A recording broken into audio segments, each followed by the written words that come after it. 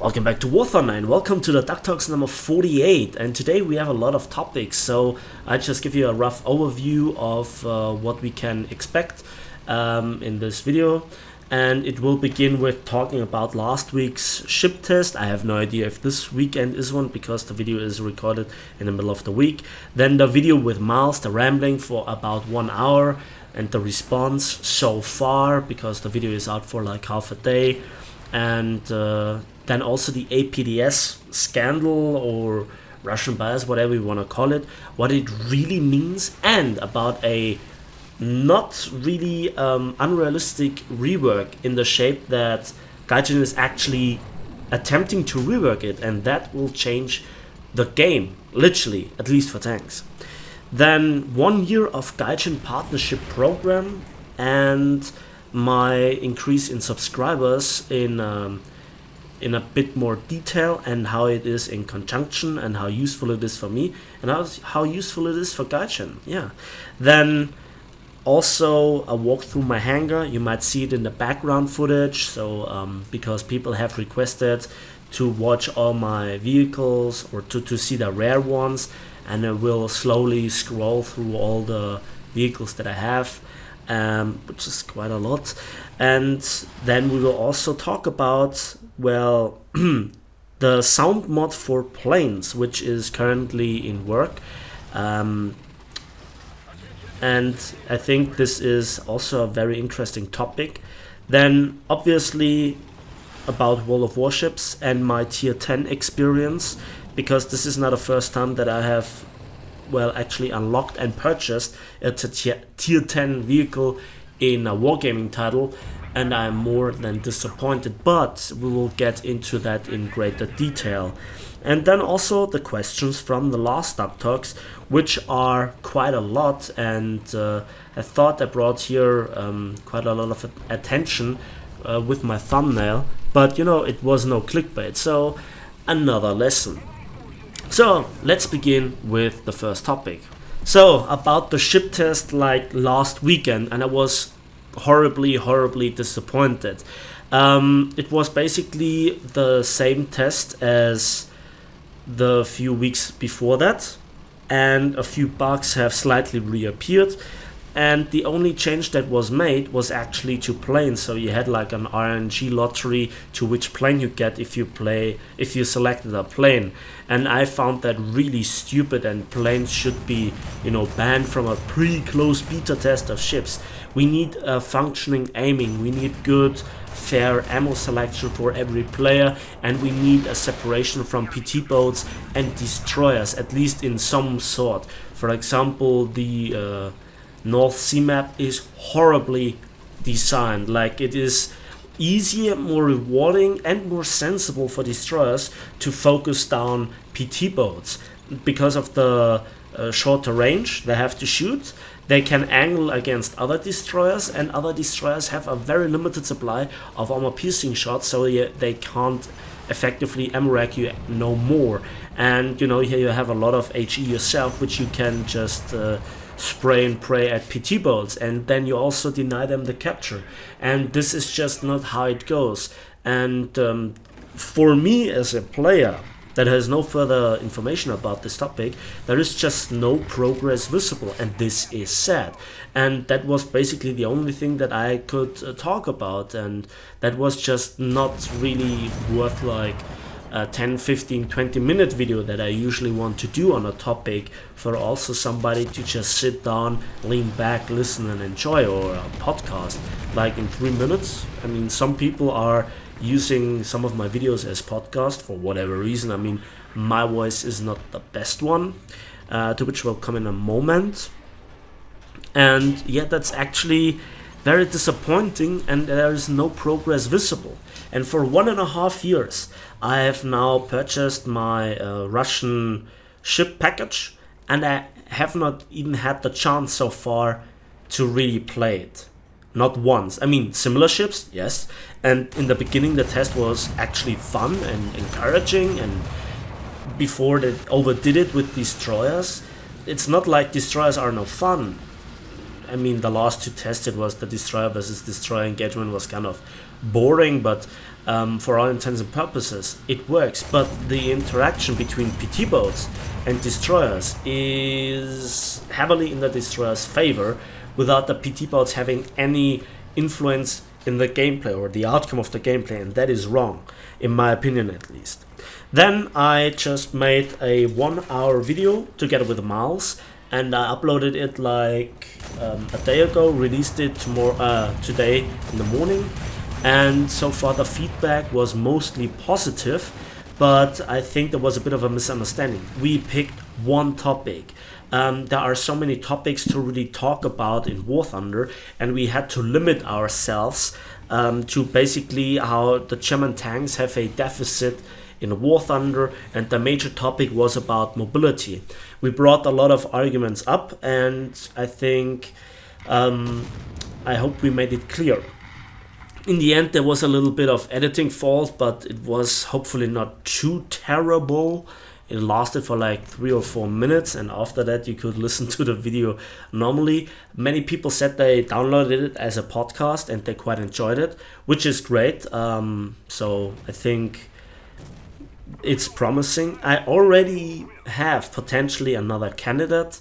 He just has to return from a spot where he was visiting stuff, and we'll talk about this hopefully. And well, I have to wait for the entire response for the video, a few days, to plan a bit ahead, maybe some stuff that is worth showing. In the background, I have to prepare a little bit of gameplay, because there is actually stuff to talk about and for me to play through that I also can talk about it, at least from the game's perspective. It's this time probably about, sorry about this, aircraft, and yeah, that will be kind of fun, hopefully. I'm very interested to listen to this guy that has an awesome voice. Much better than me. At least I love to listen to his videos more than I would love to listen to mine, which is mostly for finding out, you know, mistakes in the editing, and then I miss like the last 5 minutes and I think it's okay, and then exactly there is the mistake. But let's not talk about this. Yeah, the APDS scandal that I talked about in the last Duck Talks, which was highly successful, by the way. Much more views than usual. I think it had to do with the discussion, with the thumbnail, and it was no clickbait, so I think I hit right the nerve, which I was kind of glad about.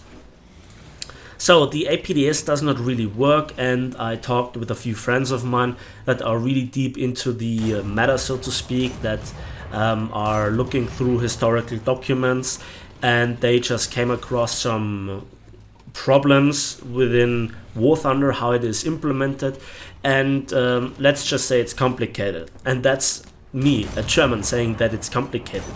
So it's more complicated than Doppelkupplungsgetriebe being pronounced by Top Gear members, former Top Gear members. Jokes aside, if you think you have understood it and you have understood the real-life mechanics, that's good. And Gaijin tried to implement it into the game, that's good as well. But they tried to simplify it, that's good. You thought you have understood the simplification, but that's not true, because then other things also happen in the background. You don't have the informations necessary, and there was a huge roar up with one of my friends, with Impleed, with some of the devs in War Thunder, some of the forum moderators and whatnot, and it was a real up and down. And I went into TeamSpeak 3 and talked to this guy, went on Discord, talked to this guy. Hours of discussion. I was thinking, now I got it, and then no, yeah, but that's the simple form, but there is another modifier. How? Well, there is a modifier, I don't see it in the stat card. Yeah, but there is another modifier after that modifier. That's like taxing taxes. Yeah, that's quite literally what they're doing. Like if you are fueling up your car in Germany, you know what I'm talking about. And it's kind of funny how complicated Gaijin's simplification is, and it is a real breakdown when it then comes to APDS. Funnily enough, with APFSDS, they kind of made it a bit newer, but then it worked, but they used different modifiers that they didn't use for the different types of APDS, which was never reworked since the introduction of the Walker Bulldog, which means that the 17 pounder and the 76 millimeter from the Walker Bulldog and the 17 pounder from the British together with the 20 pounder feel so powerful, but the L7 gun is so weak. But then the 90mm AP FSDS from the T95E1 is again so strong, despite having very similar penetration values at first glance. So this is one of the explanations. Also, it explains some of the performance of the Russian APHE BC shells, which I have come across, but really couldn't really explain it because I simplified it for myself as just being APHE like the German one, which is not true because again there are other modifiers, and it is apparently not Russian bias, which is a very plausible and easy to believe conclusion. So it's very easy, and you are not really wrong, but you're also not really right either. It seems like at Gaijin headquarters they have no idea what they were actually confronted with, because it was a relic from beta and they thought they already had reworked it or something like this, I don't know. But we will very likely see a rework, a massive rework, and when this gonna happen, you can be sure that I will in detail cover it and try to find out what has changed, what remains the same, how it affects the penetration mechanics, the reliability of certain shells, L7 Conqueror versus, for example, T95E1 and Chieftain on the other side of the good versus bad, or bad versus good, however you want to see it. Yeah, so it is really interesting to go into this topic. The next one is 1 year of Gaijin partnership program. It's around about a year ago that I wrote the email to Gaijin. Hey guys, look, I have 1,500 subscribers. You know, I want to participate in the Gaijin partnership program and make videos on a nearly daily basis and so forth. And the interesting thing is, the guys in the PR department that I was in contact with so far are fucking nice.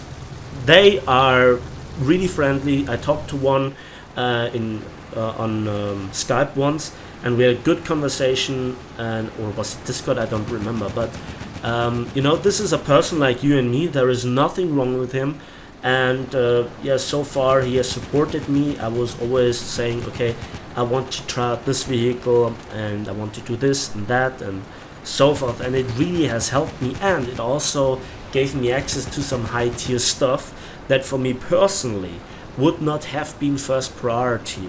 However, I knew that some of you guys would have been interested in my opinion, and I need to cover it in, for example, if it is worth it or not. And that's one side of the coin. The other side is, you know, you are part in a program, so you have signed something or you have some limitations. No, there was nothing signed. It is nothing highly official, so to speak, if you will. And the biggest thing that I have to fear is that Gaijin doesn't continue the support, but they will not take away anything from me, or they will not you know, freeze my account if I will no longer do YouTube, or if I no longer will cover the vehicles that I've ordered, so to speak, for premium, that is. And also some expensive premiums. For example, when the T29 came out, when the IS-6 came out, I for myself had no interest in getting those vehicles. I already purchased for myself a lot of tier 4 premiums. The same goes for the T114 and so forth, to have a proper look at them, to play with them around, to research stuff with them. It was enjoyable, it was fun, it broadened my horizon, especially with the French. The support was great, and it helped me to get out content for you guys. And you know, I criticize Gaijin more than often. For example, when the T29 came out or the IS-6, you know, they were so-called bugged, and I tested it. I gave you my full opinion, my honest opinion about it, and you know, they didn't say anything bad or good. They didn't say anything at all. And in this case it was good, because you know, it's only my opinion, And it's my experience playing with those tanks and also then playing against them that you heard in the videos. Gaijin never paid me $1 or €1 or anything at all. The only thing that I received from them was in-game stuff that I, used for making videos. And, to get out content quickly, for example, if a new tank line goes out, many people are obviously interested in, is it worth to grind through the French tanks? What is the tier 5 and tier 6 stuff like, And so grinding just takes a while, even if you have a premium count, even if you have a very effective and efficient premium tank, it just takes a while. And I think this is not to underestimate that then I got test drives over the vehicles directly to my account, and then I could play around with them with a few golden eagles to get the necessary upgrades and so forth. And so the content that I delivered for you, which you guys were interested, which led to you guys to subscribe to my channel, some of the newer subscribers especially, hello and welcome to my channel. Thanks for subscribing, and the old one, thanks for staying with me. Again, I have to say it's nothing that I should be taking as granted. That really helped me. So Gaijin has helped me, and I'm sure that a few of you actually purchased premium tanks because I recommended them, but also some of you didn't buy certain premium tanks because I criticized them, or you were not impressed by the stuff that you saw on my channel when you looked at the gameplay or the stats that I presented you in the tank reviews. So it's kind of a win-win situation, and I have paid enough for this game, I have played enough in this game, I've seen it all, and if not for the Gaijin partnership program, maybe my interest in the game would have sunken a little bit more. So yeah, there is that. What is more there? Yeah, there was no influence, nobody told me what to do. The only sentence in that raw direction that I ever received was something like, here you have the stuff, we would love to see your videos.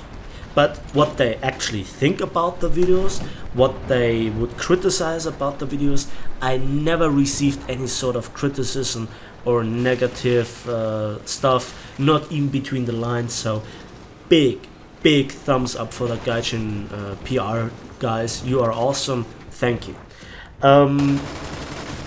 Yeah, then that that brought me a lot of subscribers that I guess I would not have gotten otherwise. Also, maybe the participation in the German War Thunder forum helps also a little bit, link in the video description. Then yeah, let's talk about the sound mod for planes.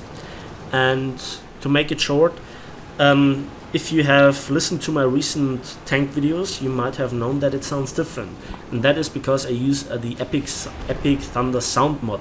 Again, all the links in the video description. And there is also a work in progress for planes, and I have seen some, I guess unofficial videos, like some test videos, and they are sounding really great. The flybys, the engine sounds, especially for P-51 and Griffin and stuff, they sound so much better than in game. And yeah, I'm looking forward to that. At the end, they will run through a beta like with the tank mod, I guess, or the tank sound mod. And at the end of the day, they want to unite the two mods to one big mod that you download, install, and you are having a better game experience, at least sound wise. So then, World of Warships. This topic is now a little bit strange because I'm not quite sure. You see, this is the first time that I unlocked a tier 10 vehicle in a wargaming title, and it's the Friedrich der Große. No, the not the Friedrich der Große, der große Kurfürst, tier 10 German battleships. 12 16.5-inch guns, 420 millimeters. It's a third bigger than the Yamato, it has the biggest health pool and so forth.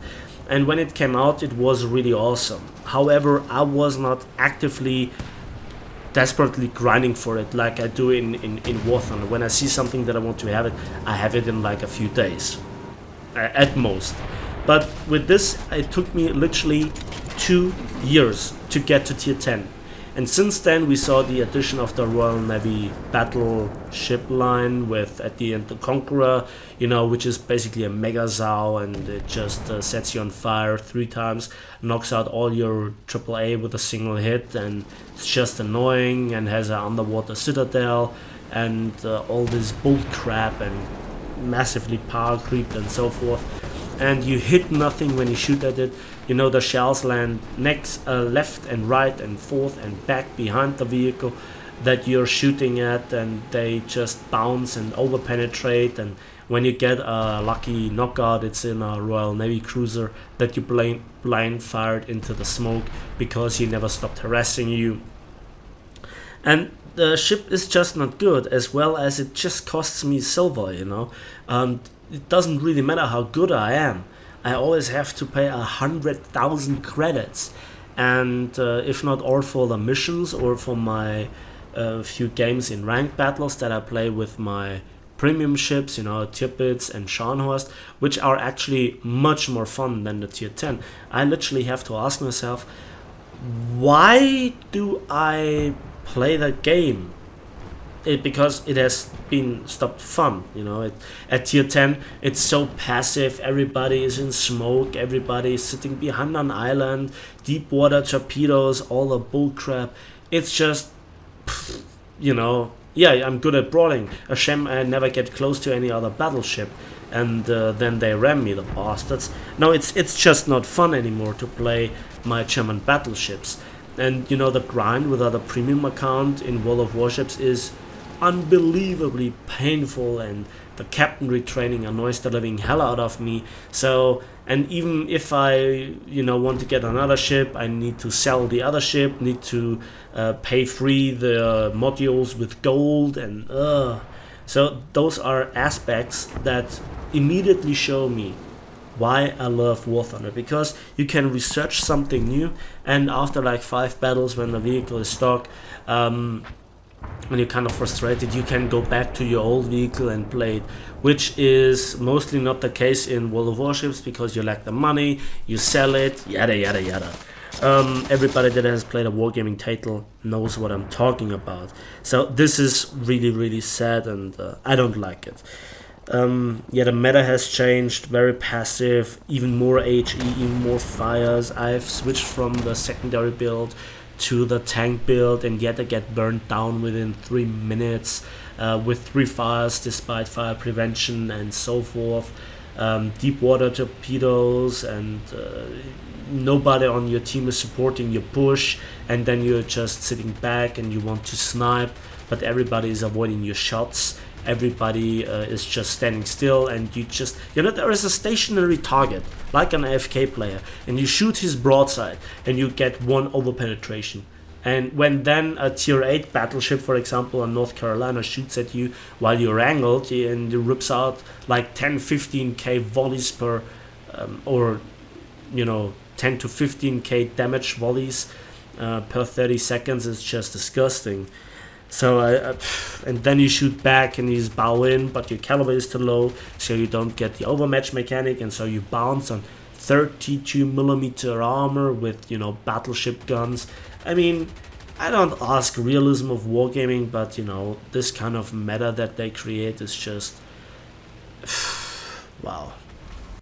I'm not amused, that's all that I want to say. So last proper topic before we come to the, well, questions. Well, as you can see, can you do better than me? That was again an action at the hands of Gaijin to motivate players to play, and for me it was the 100 with 306 battles. You know, there is a talisman on it, so I was really hardcore grinding with it, and I used it excessively for my E100 review, of course, for getting some really nice footage for the 3 review parts. And as you can see, it's nothing to be ashamed of. Nearly 62% win rate with a 3.59 KD ratio. And you know, it's funny if you think about it, because most of the kills and many of the situations I just mastered because of the 75mm gun, which I stressed out, and people yet don't believe me.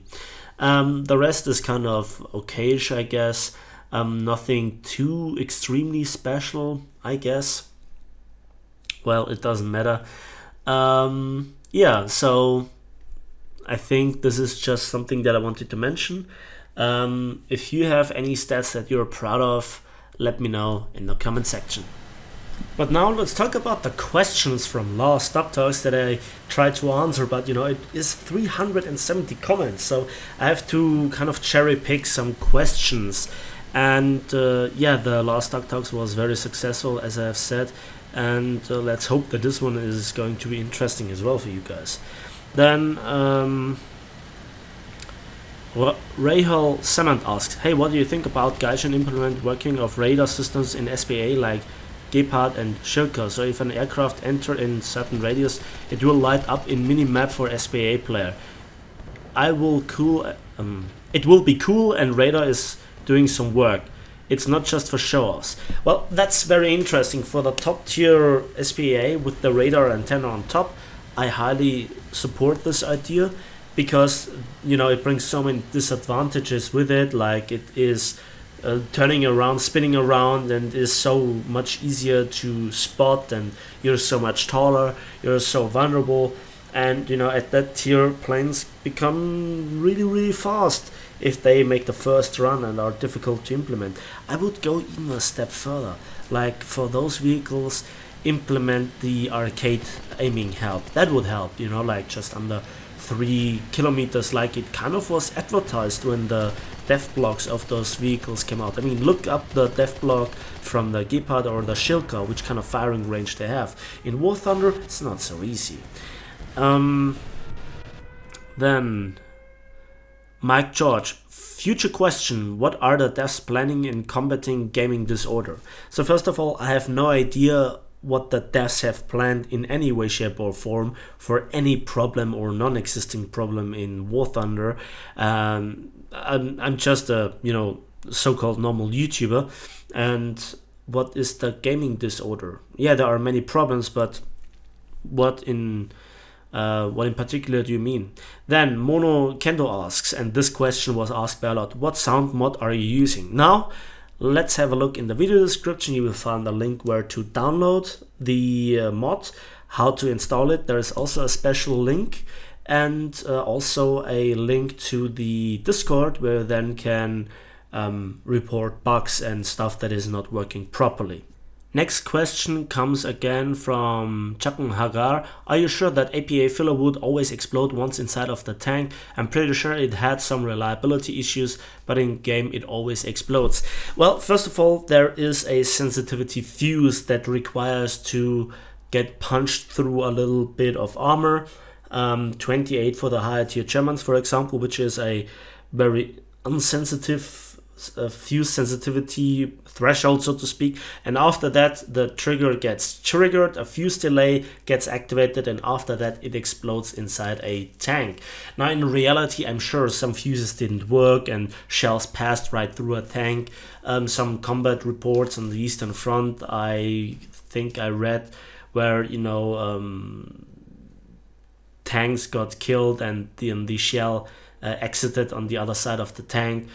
And I think this is one of the rare cases where we actually can talk about an over-penetration, realistically, when the fuse passes through armor that is not thick enough. Every Target 2 player that fired at Hellcats from the side and didn't kill them or did minimal damage knows what I'm talking about, because the fuse sensitivity will not get triggered by the side armor of a Hellcat, for example. So, you know, there are good and bad sides about APHE. Then another question from Hagar is, do you think that should add some kind of gun barrel collision damage model for tanks when colliding with objects? No, this is where we reach really the discussion of a game. Yes, it's realistic, but you drive very often with your tank around, and then your turret doesn't rotate fast enough, but you have to go around that corner and drift in sideways and then shoot the tank, for example with the M10 or with tank destroyers. You couldn't go through a city, and like half the maps in War Thunder would be literally unplayable. Or if you reverse and you're reversing down a slope, and then the gun barrel sinks into the dirt and something and would be damaged, which would be the case in some sort. So this is where we really reach the borders for gameplay purposes, and in this case, no, we don't need this realism. Maybe in Sim, but even then, you know, there would be an outcry from that community. This is directly the border between realism and gameplay. Next question comes from Even CA. Any tips for grinding M60 and M48 modifications? You're not the only person on this planet that asked this question regarding those tanks, and also M47 and a lot of the American medium tanks. It's awful, it's disgusting, and I hate this kind of design, you know, because it asks either for huge amounts of frustration, of unnecessary deaths, because you have those stock shell problems, especially with the M60, which has an L7 gun variant. And so yeah, either you throw gold needles at the game, or you suffer through a horrible stock grind that takes a very long time and makes you just to stop the game, or you just bypass those tanks and just don't play them, which is not the worst decision. Next question comes from Miguel Mauro, I hope I pronounced it right, and he basically asks the question, how is the Panther 2 at 7.0 BR? I made a kind of rambling video with Many Miles Away. You might have a look at it, or download it as a podcast, and we excessively talked about it. And amongst all the topics regarding German tanks, mobility problems, and how they're struggling in a fight throughout the battle ratings, the Panther 2 is also specifically mentioned, especially with all your comparisons with profile, armor, gun handling, reload, ammunition, and so forth. It is kind of mentioned there, so you just might to have a look at this. Then, do you know about the invisible anti-heat FS shield behind the upper plate on all Russian top tier tanks and so forth? Is a question from COD Skills. Well, there are some very weird internal armor modules on some tanks that work sometimes against this ammunition type, sometimes against that one, but then when you do a test shooting, it's not there, or maybe in the heat of battle the server didn't register the shell correctly. It's weird. And yeah, Heat FS got nerfed, and Hash as well, so it's always really tricky to talk about this in further detail, but there are definitely problems, but it's difficult to pinpoint them down. Then just a comment from me, I received a lot of very kind comments in the comment section from people that thank me for my work and the videos, and they like to listen to the Duck Talk, so thank you, it's appreciated. Another interesting question comes from Mark Louis Rivero, I hope I pronounced that right. What's your opinion on crew logs? Should they be reloved or removed entirely, or reduced situations such as disconnections or when your teammates crash into you at the start of the match? Now, the crew log in War Thunder is actually much better handled than in a wargaming title, because in War Thunder, if you die with a vehicle, for example in a plane in RRB, you go back to the hangar, you can fly it immediately afterwards, if you got shot down, that is. And I think it got implemented because many people just quit a match if they saw that they played on a map they didn't like, or they had to face the enemy in an up tier or something like this. So the implementation for a crew log is understandable, but I would rework it to like 3 minutes first of all. And also, if you got taken out by a crash, it's difficult, because who was the responsible person? Was it on purpose? Who caused the crash? Was it an accident? Was it on purpose that two squad members crashed into each other to, you know, try to abuse the imaginary crew lock system? It's always difficult, because whenever you make an exception, there's always somebody thinking about how to abuse it. This is sadly how it is. Then Bulldog 23 IST. Why would the explosive filler of an AP round only travel in a narrow circular pattern? Yeah, that's the question that I'm actually answering. I'm not answering the second one.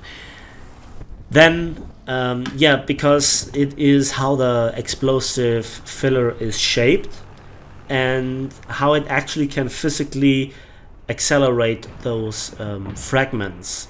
So the fragments will not really go into every direction. Yes, some might go into a different direction, but the actual fragments, or the overwhelming majority of fragments, will go in a relatively narrow circular pattern. The US did some test shooting. They then collected the fragments, they analyzed them, they analyzed the traces in the tank and where they actually impacted, and they just had those results. The question what I think about the Soviet tank destroyer line comes from Florent X Turelman. And basically the Russian tank destroyer line is very versatile, the pure old tank destroyer line. They have some really nice tanks such as the Su-85s, Su-100, Su-100P I also like. What I really despise are those ISU-122s. I really don't like them. They were just awful to drive. In arcade, in realistic alike, they're just too slow.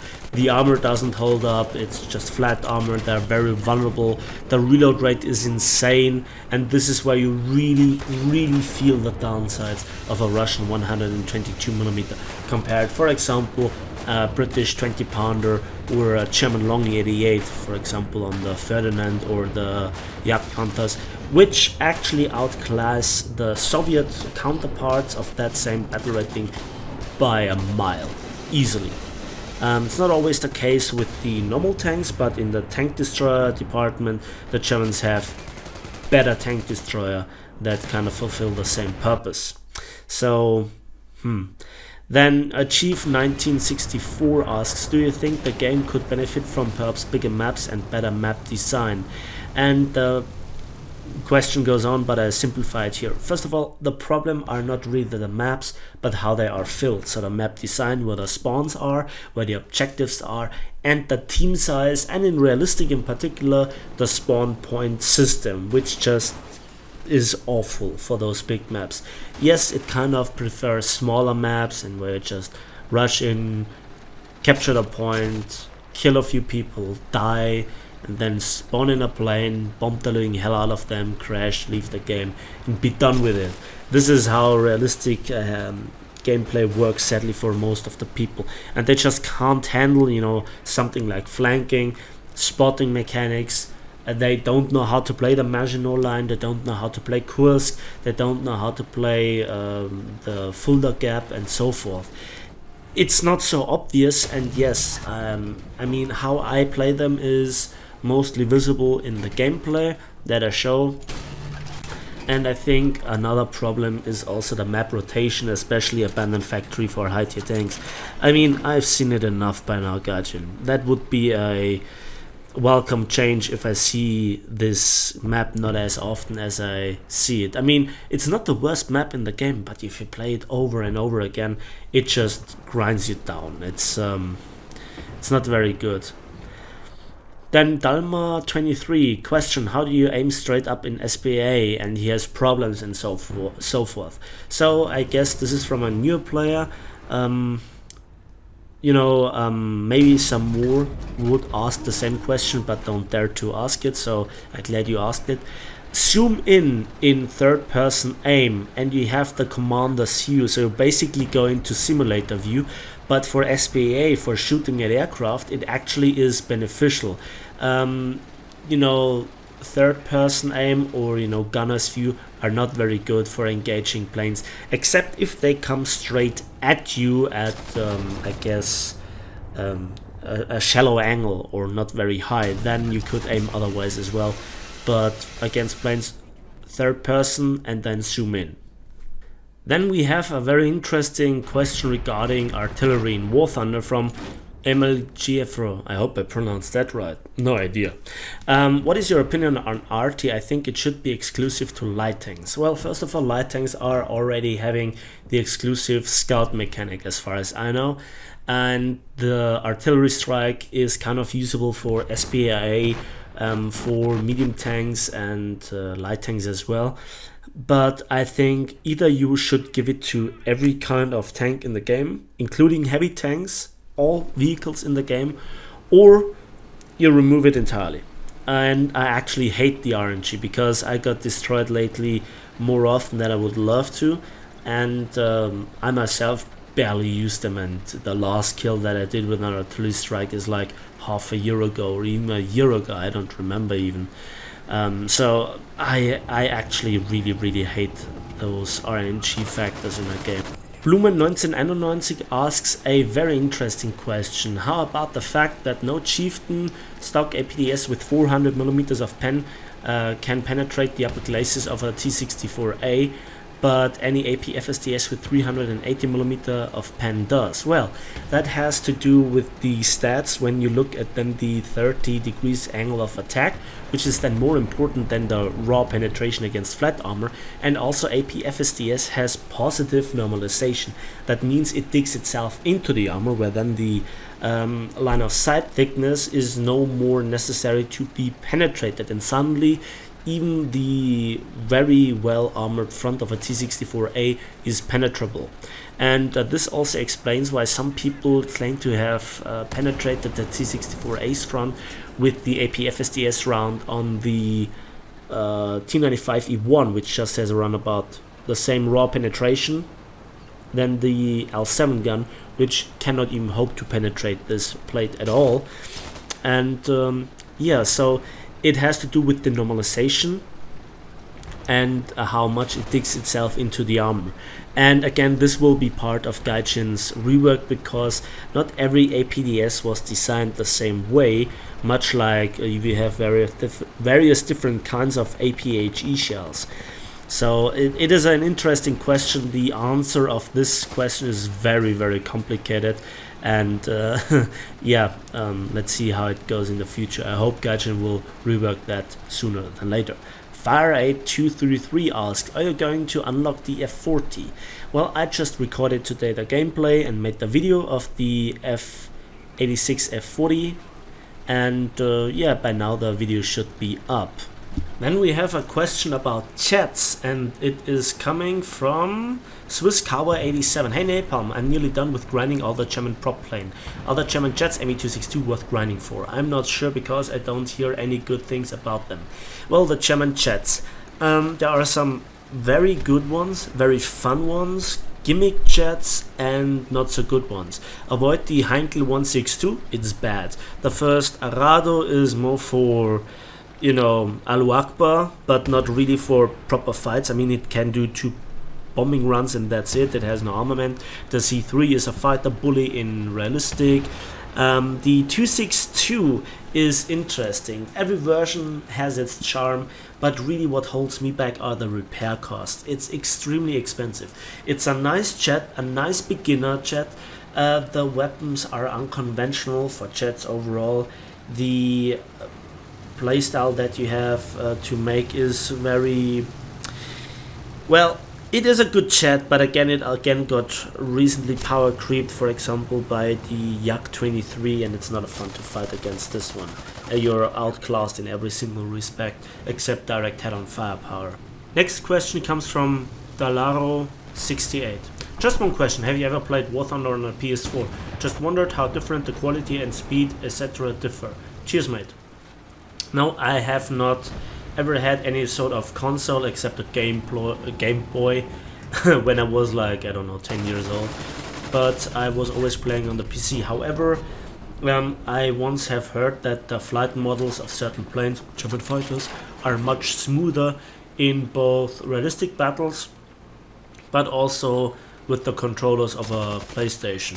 I have no idea if that is true. If there are any sort of PS4 players out there, let me know how it actually handles, and if you have some sort of comparison experience with the PC version.